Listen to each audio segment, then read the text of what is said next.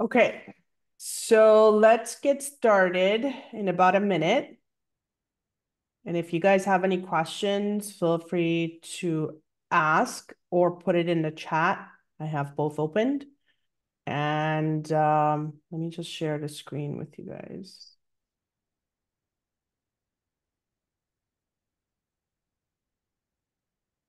There we go.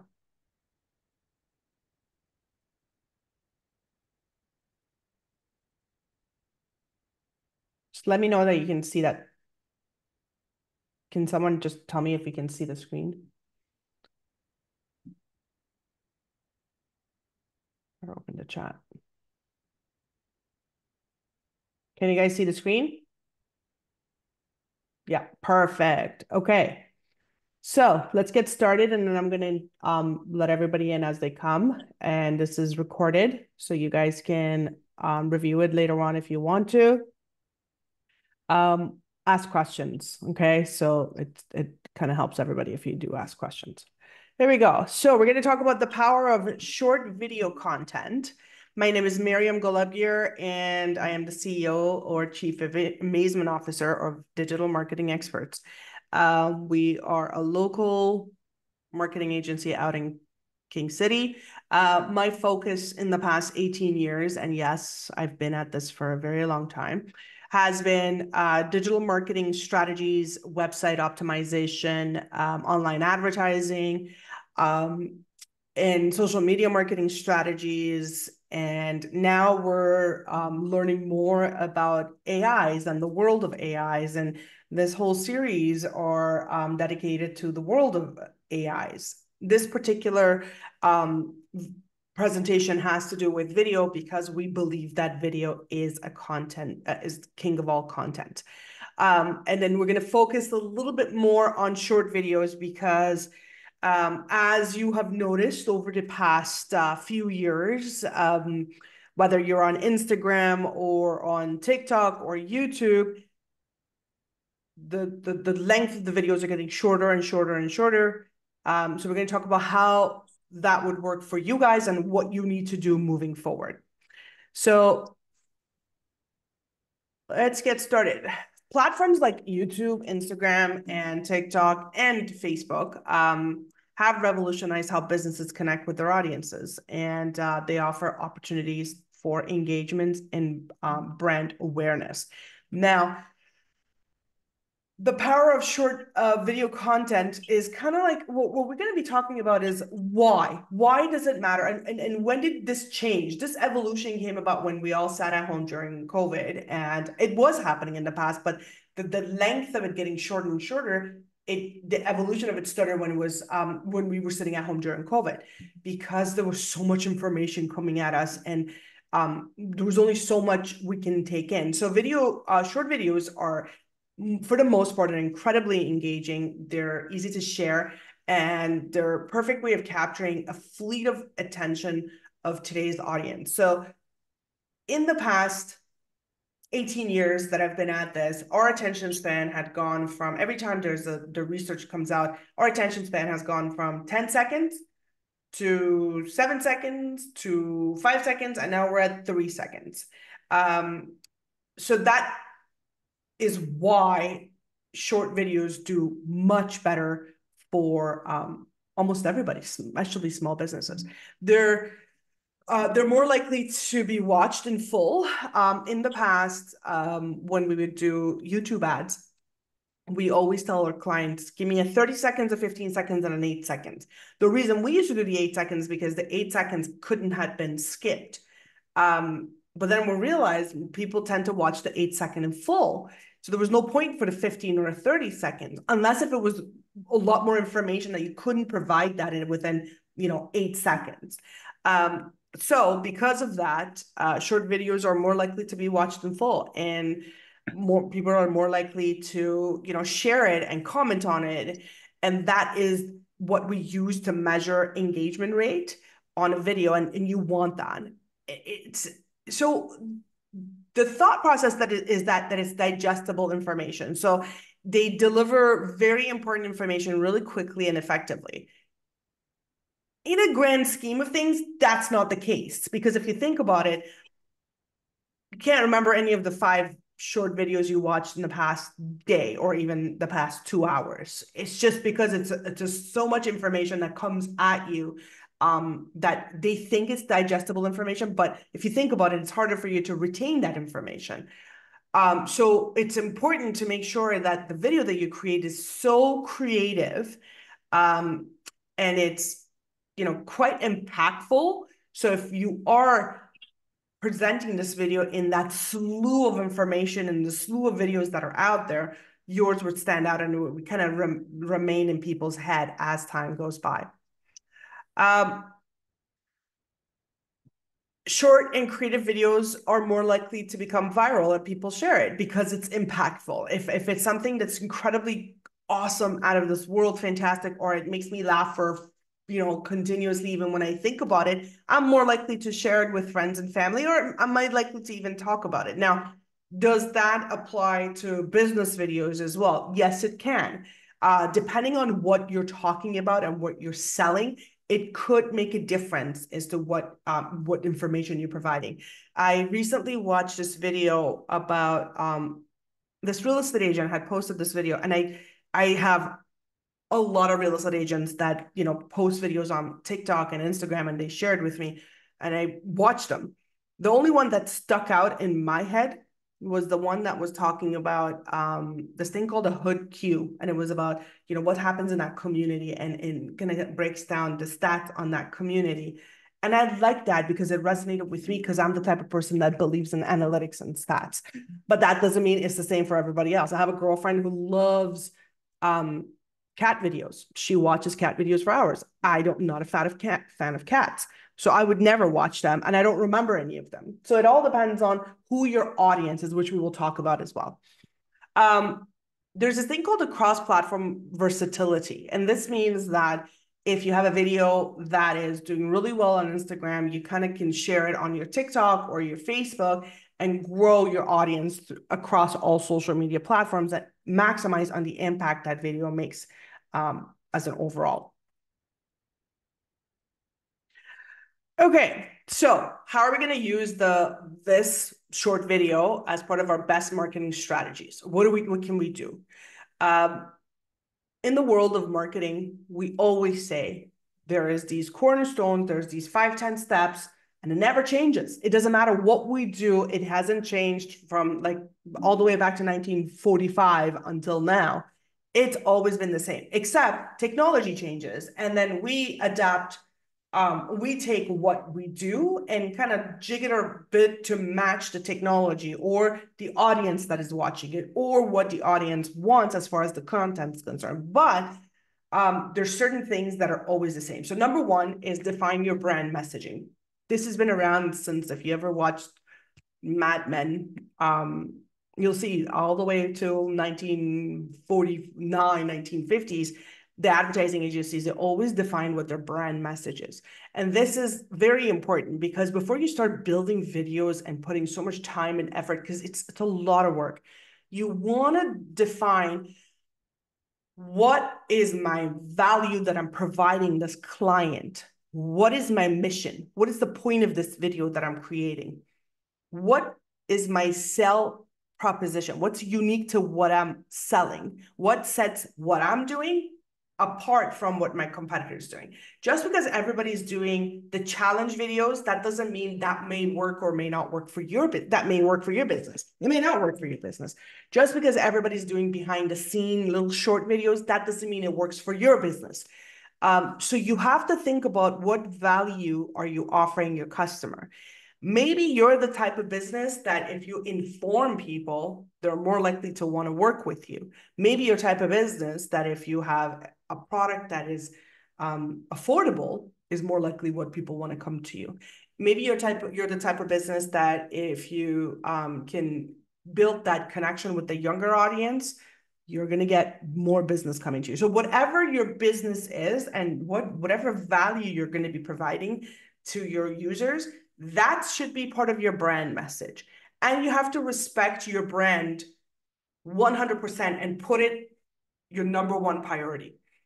You want to create a brand guide that kind of outlines what's your message, what tone you want to take, and what visual style you like. For example, I like Tiffany blue, which is the little blue teal that you'll see. So you'll see that branding in a lot of the brands that I do. So that's part of the image that I like. I like to think I'm funny, so I like my messaging to be relaxed and kind of like comical and funny. Now, that may not be, not everybody's going to find me funny, but the ones that do may or may not want to work with me. So that's the type of tone I want my messaging to have. My messaging is that I'm very good at telling you what I've learned and share it with you. So I'm informative. So I'd like to inform others. So that's the type of videos I should be making. The videos that I'm recording right now of this presentation, of this webinar, is my video. Now, is this going to be a short video? I could do a short snippet of this and give them a bit of a teaser to come and watch this later on. So that could be part of what my brand messaging is. As I said, if you guys have any questions, feel free to ask them. I'm perfectly fine with answering as we go along.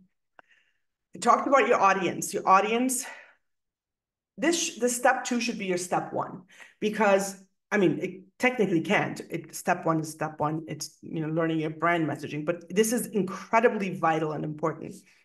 One of the biggest mistakes a lot of companies make is that they make their messaging incredibly generalized for everybody, which is incredibly wrong. Okay, sorry, Melody, I'm sure you'll get this later, but just in case, can you share for those who don't already follow your social account, what's the best way to get people to find your video? Okay, definitely. Let me go through this and I'll come back and answer this for you. Okay, so audience, incredibly important. You cannot make something that is very generalized, because your audience is not generalized. If I'm shopping for a sweater that is big and cozy and plush, I will not buy off of a person that talks about sweaters and pots and pans and real estate. I want someone who specializes in the sweater and knows how to make the sweater. So I'm only going to buy from them. So I'm that perfect audience for that person who builds that sweater. So if this person who creates plush, big, massive size sweaters does a video and knows me and knows that I only want this particular sweater and I will wear it all year long, then I'm more likely to buy the sweater off of them. So make sure that you know your audience. Know how old are they? What's their income level? How often do they shop from people like you and your competitors? Whether they're shopping for services or products, it wouldn't really matter. Figure out what are you going to be doing to help them. What's their pain point that you're going to be doing, that you're going to provide services that's going to fix that problem? What's their behavior like? Are they Tesla drivers? Are they SUV drivers? Make sure it matches your business. You don't have to necessarily know all of the information and the behavior of the person if it doesn't match what your services you want to sell. Once you understand that perfect audience, Melody, this goes back to half of the question that you just asked about how people can find you. If you're targeting the right group of people, they will find you because your content is designed for them. So if you know that I'm targeting Miriam, she is 43, she has a son, she's a hockey mom, she lives in King, she likes Italian coffee, and she likes to ski, you then will create content that matches me. So that individual, your persona, that customer that you've created, is now getting information in a video format that matches what they want, and they're more likely to follow you. And if they have friends that are similar to you, to them, and they have similar taste to them, they might share your information with them as well. So this answers a piece of what you were asking. Creating high quality and engaging content, to me, is incredibly important. I have seen many people pump out content like there is no tomorrow, and it's garbage and it's trash. Or they produce information over another information, and then they wonder, how come nobody interacts with this? Well, because it's not thought out. Write it as if you're going to be making a movie. Take a pen and paper, write it down. If you're old school like I am, write down your idea. What's your topic of the video that you want to create? Write down what's going to happen in that video. Okay. Storytelling comes from telling that story. So write it, tell the story and say, this is what I want to talk about in my video. I want my video to be, I don't want to do a short 10-second video. I want to do a 5-second video. And I wanted to focus on what my brand message is, which is very short. We provide sweaters, big plush sweaters. It's for that woman who sits in front of her computer and works all day and wants to feel warm and fuzzy while she works. And then a picture of the sweater, of the big bulky sweater, and a link where they can buy it.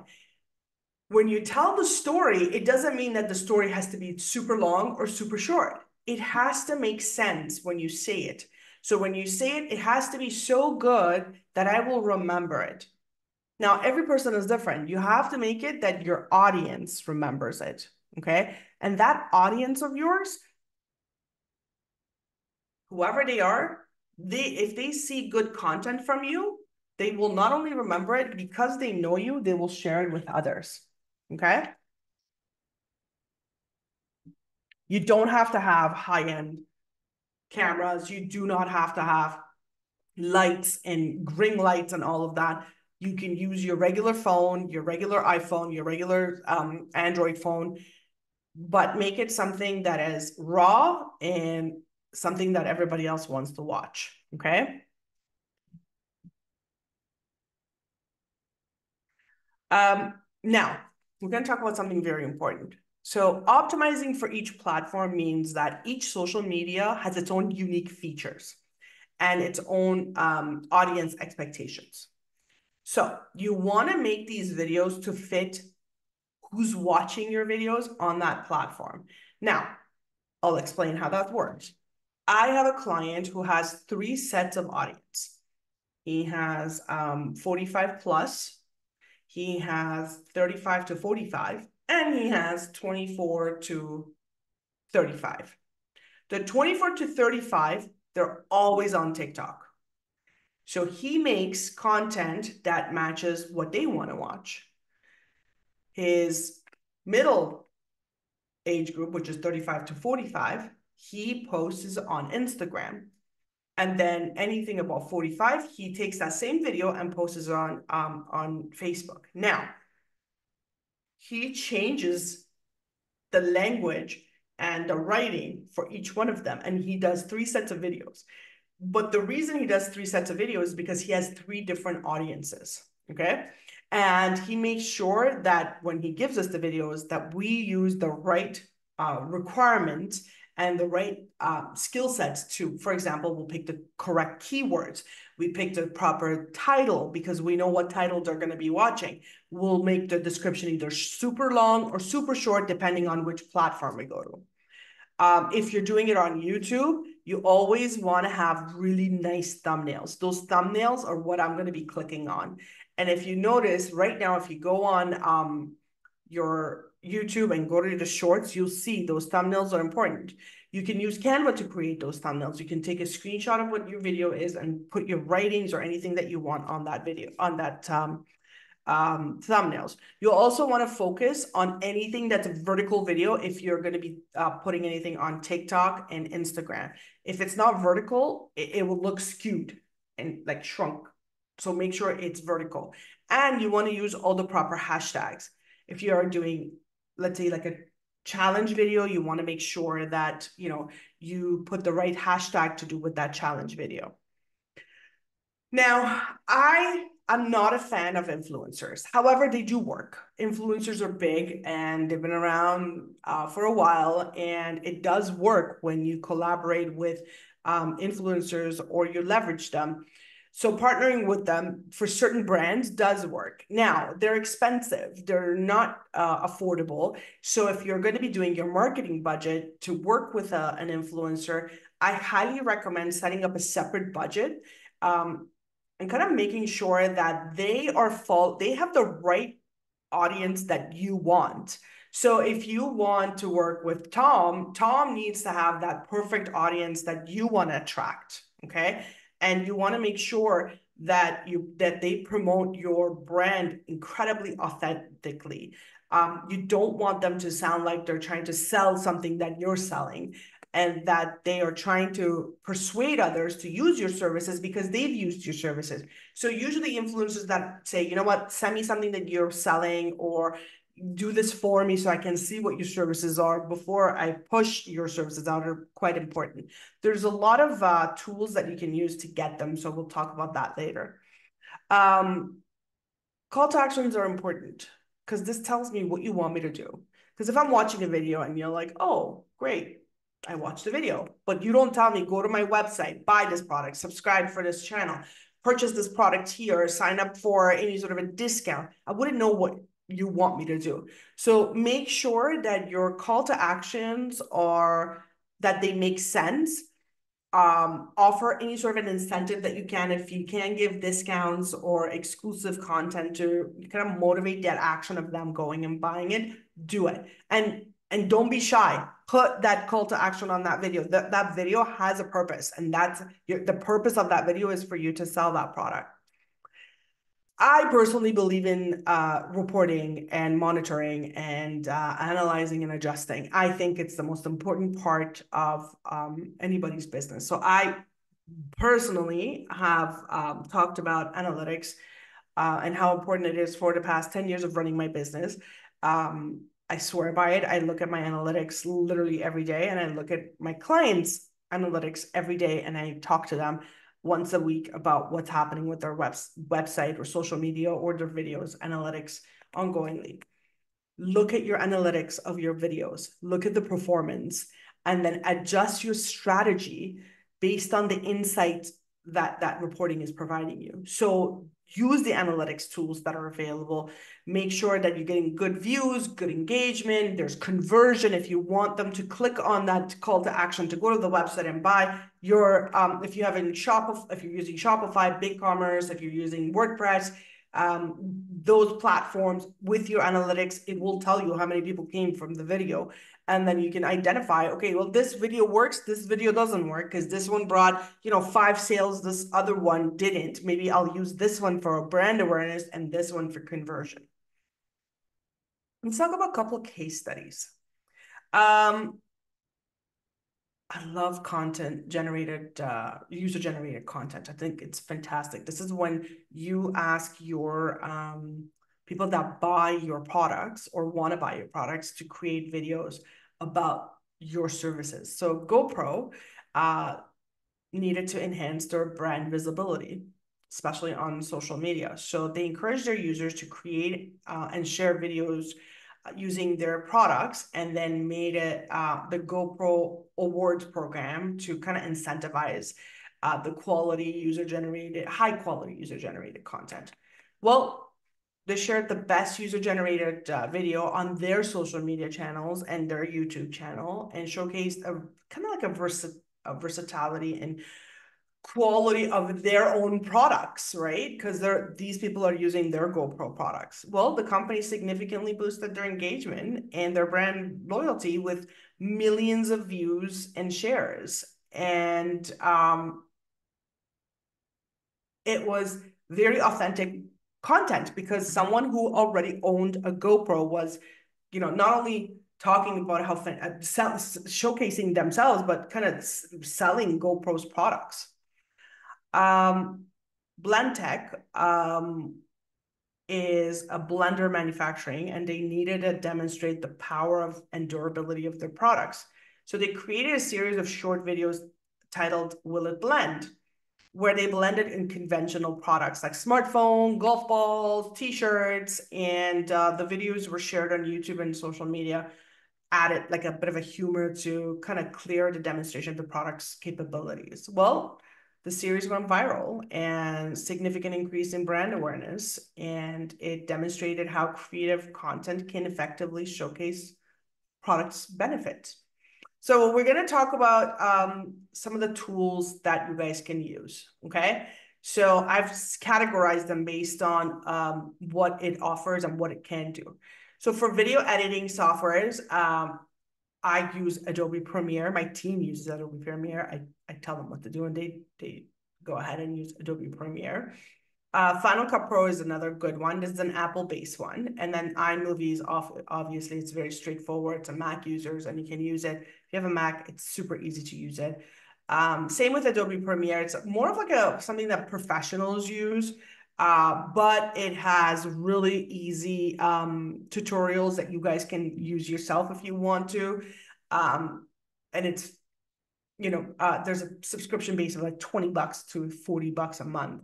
And then you can add on pieces into it, and it's a bit more expensive, but you can go from that. For mobile video editing apps, InShot is not bad. It's you have to pay for, there's a free version, but it's going to have the InShot logo on it, but you can use it. It does a lot of good editing. It adds videos, adds text, and it's good for social media content. So if you want, you pay the premium price, and they'll remove that logo, a watermark on it. KineMaster is another one that you guys can use, and then there's Splice. I personally like Splice because it's by GoPro, so it allows a lot more modifications if you're doing videos that, related to sports or any sort of an activities that are outdoor. But even for indoor, it has really good lighting, and I'm a big fan of it. For animation and graphic tools, again, Adobe After Effects is pretty good. Canva allows you guys to do some graphic design editing, video editing tools. And then Animoto is another one. It's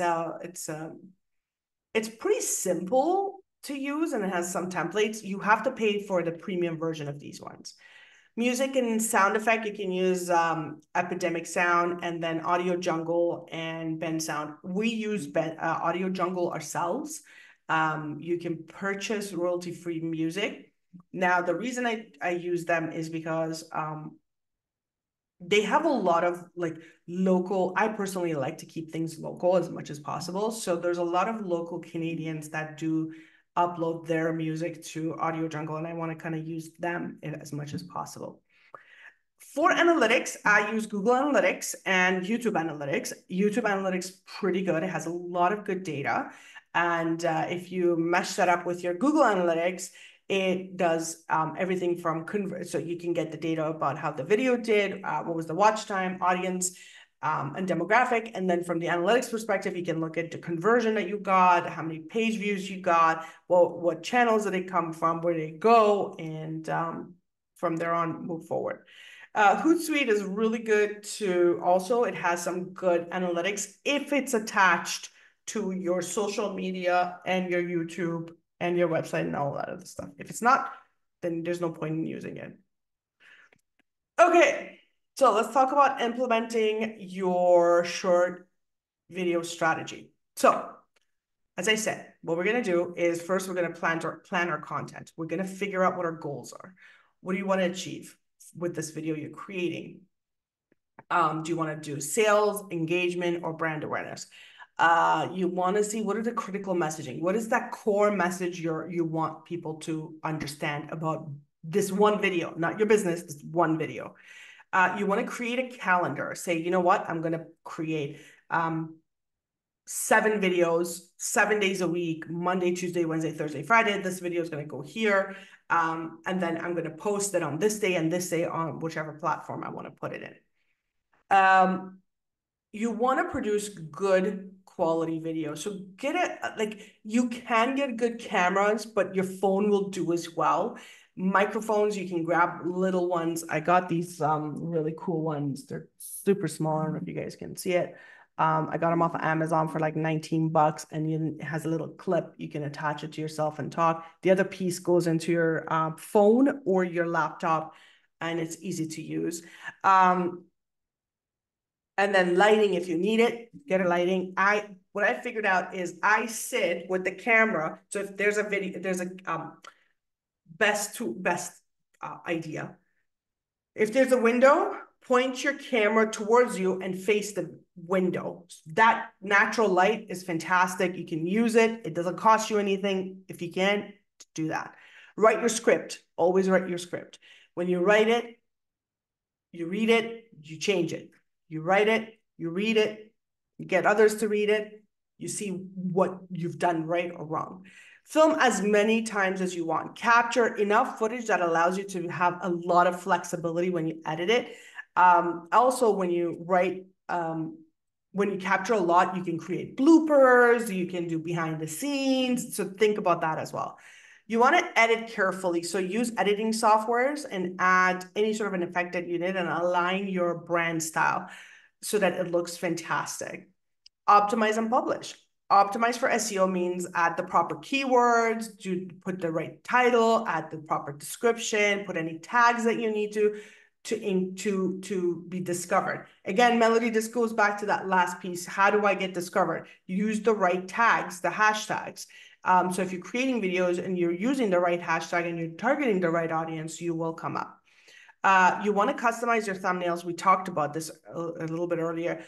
Take a screenshot of, there's thumbnail customization tools that you can use. And if you can't find them, there are many that you can create them on Canva as well. You can just take a screenshot and then add any images that you want in there. And then schedule posts. So use social media posting management like Hootsuite and post them. I like to post things for 30 days straight when I do it for other clients. Because we've already planned it, right? So we know what's going to go out. And then we have 30 days of data to kind of analyze and see how did it go, what we did. You can share across platforms. So what you can do is have a video on YouTube, put it on Instagram and TikTok and Facebook, and then engage your proper audience, respond to their comments, ask questions. Do you feel like Gen Zs also use hashtag still to discover things? Depending on the hashtag. If someone tells me use that hashtag to get where you want to go, and I'm not a Gen Z, but my husband is, and yeah, sometimes. But the world of hashtags is more for the younger audience at the moment. So you can collaborate with influencers and partner with influencers. Again, look at tools that are out there that allows you to look for influencers. Don't just randomly, look them up. Don't randomly just find them on Instagram. Look up. There's a lot of tools that tells you who they are, if they're reputable, if the content's valuable to what you're doing. Because sometimes these influencers, they buy their traffic and they buy their what am I trying to say? They buy their comments, and you don't want that. You want something that's authentic and a real person has written it. And then when you do all of that and you post your videos and you love it and they're doing well for you, you want to track critical metrics. So how many people viewed, what was the watch time, how many of them converted, and if they're not converting. So if you want only awareness, you want people to know that my name is Miriam and I'm here, and that awareness is enough for you, then that's fine. That's your goal. So if you're getting views, that's fine. For most of us, we need money. So if we need money, we need to get conversion, whether they're filling up a form to call us, picking up the phone to call us, or they're clicking on their phone, on their little button, call now, and then they're calling you. Or if they're going to your website, that conversion matters. So make sure that if you are sending them to convert, if they're calling you, count the number of calls you're getting. If they're filling up a form, look at them and look at it over the month that you've had this project open, and say, well, you know what? I got 30 calls, I got 20 form fills, and I got 60 sales online. So fantastic. This is working for me. But if it isn't, then you need to go back to the drawing board and come up with a brand new plan, because clearly what you're doing is not working. So you want to gather feedback. So listen to what they're saying to you. Not all comments are bad. If they're leaving bad comments, I say listen to them and ask them if you can connect with them and ask them why they're leaving. Unless if they're trolls, which is a different story. But for small businesses like we are, it's rare for us to get trolls. If someone's making a comment about something, it's important. And I'll use an example that I saw and I thought it was fantastic. And I feel bad for the person who didn't take full advantage of this opportunity. So this woman She was running for office for not a big office, but a small office. She was running for office.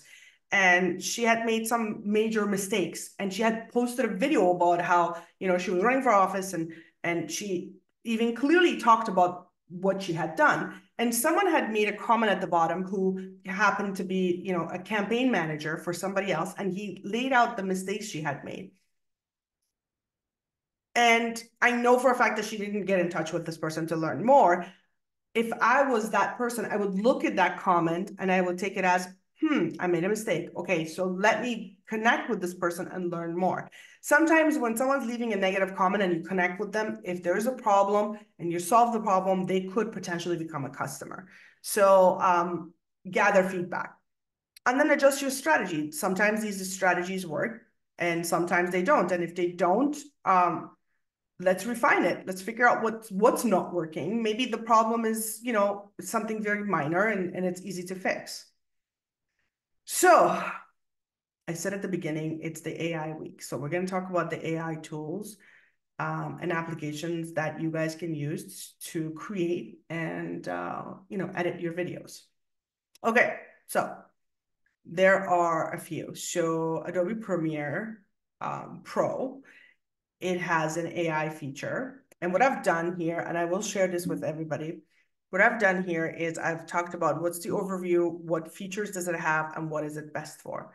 So auto framing is a really interesting feature that you can do with the Adobe Premiere, and it does a beautiful job. It's incredibly intelligent. It does a beautiful job with, any sort of a major edit to make it look out of this world fantastic. And you don't need to be a pro yourself to learn how to do it. You can read up, and they have tool sets that helps you give you that tutorial as you go along. InVideo is an online video creation platform, and they use AI to help users create really nice videos. And they offer a big range of templates, stock footage, and text to video. Now, it's a little bit on the expensive side, but it's worth what you get at the end. However, most of these AI tools, they need you to teach them what you want it to do. So you need to be able to tell very fluently and easily to it what you want in this video, what's the purpose, what's your brand messaging, what's your value proposition, selling proposition, and what is your your outcome that you're expecting from it. So when you do that, then it will produce the most beautiful video that you've ever seen. It has tons of good templates, the InVideo, that you guys can use. And it's easy to customize. And it's great for promotional videos, social media content, and video ads. Animoto, I've talked about Animoto prior as well. It's a really good tool if you are into animation. Animation is not as strong as it used to be, unless if you're doing like some out of this world beautiful animation that you think your audience is looking for. But as far as the trending part goes, it's not. Animation is not in trends as much as it used to be. Magisto is another one. It's AI driven, and it edits and helps users create engaging videos by analyzing the footage and automatically editing it for you, which is the best for the small business on a budget. Every single one of these, Matthew, have a free version. So what I would recommend is use the free version and see what works for you, because I know your business and I know the type of videos you might need to make. And I think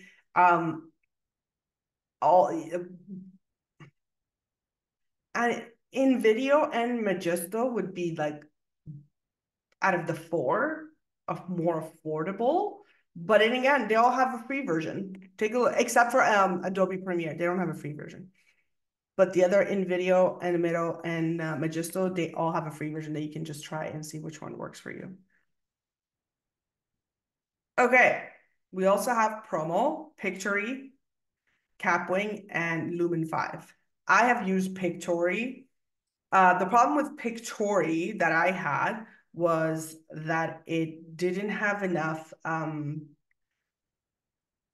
voiceover. So if you're doing a video that you're required to have voiceover, the voices sounded incredibly robotic, and I didn't like that. Promo's pretty good. They specialize in creating little promotional videos. It's expensive, not super expensive, but it's expensive. But then again, you're getting everything you're getting is licensed music, it's licensed footage. You don't need to worry about, anybody trying to sue you at the end. So if you're looking for something that's in the budget, Pictory wasn't bad. Lumen 5, again, it's another really good one that you guys can use. And they do, again, the same thing as everybody else. There's the cornerstone of video creation is, template. You need a little bit of editing tools. You need, music and text that goes over it, and they provide all of that. You just got to see what works. Lumen is used a lot for blog posts, but then again, you can use all of these for blog posts. And Kapwing is another one, and they create and edit short videos. The tools are easy to use. I have no problem with any of them. I think that if you are into this and you're willing to spend a few minutes learning them, they're easy to learn. Do you guys have any other questions?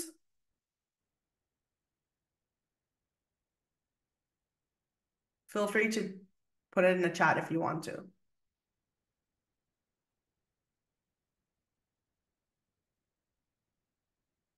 You're more than welcome, Melody. I'm happy you liked it. So I'll post this. I'll share this with, what time is the best time to post? Oh, that is such a good question.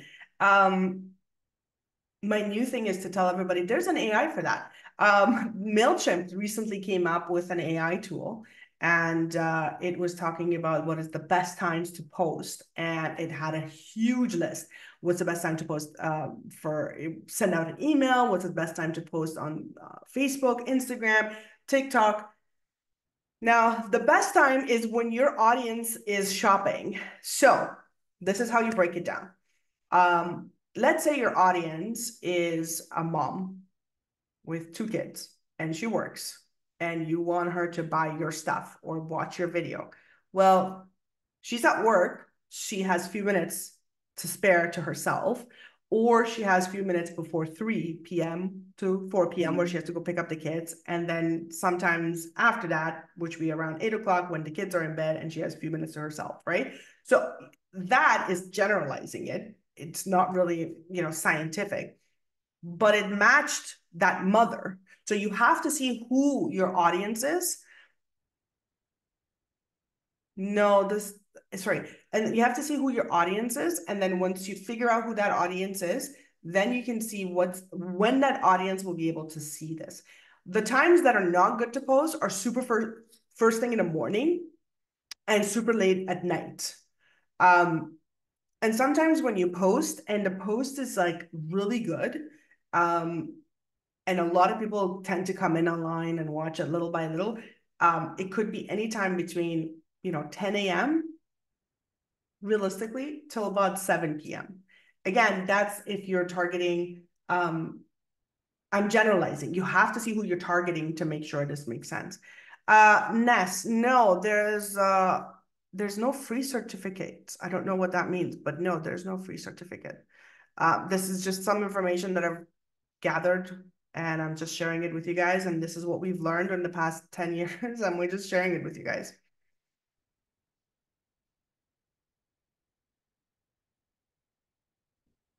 If there isn't any more questions, I'm going to end this recording, and I'm glad everybody was able to show up. How much would you budget? That's an incredible question. Okay, depends on what you're creating. But I have a rule of thumb. My rule of thumb is that my videos should be about 2 to 3% of my overall marketing budget for the year. So I always set a marketing budget for the year, and that includes what I'm going to use for advertising, what I'm going to use to buy tools, softwares, things that I need, what I'm going to do for, putting time into creating these webinars. And then I always say 5% are into any videos that I create. If I can make it for a lot less, that would make better sense, because YouTube is free. TikTok is free. Instagram is free. Facebook is free. My budget should be whether I'm using a tool to edit this video that I've created, right? Or if I had to buy a new phone to record it, or if I had to buy a new microphone to record it, right? But if you, once you buy this microphone, this is good for, let's say a few years, and that could be hundreds of videos that you create. So make it into, give it a rule of thumb of 5% of your annual budget. And again, that shouldn't be significant, because a lot of the features that, and a lot of things that we talked about, except for the tools, are free. It takes your time rather than anything else.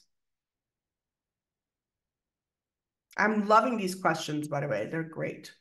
And what I was going to say is I'm going to post this online and send it out to Daniela and the team at Wisebeck as well. So if anybody has more questions, reach out to me. I'd be more than happy to answer them.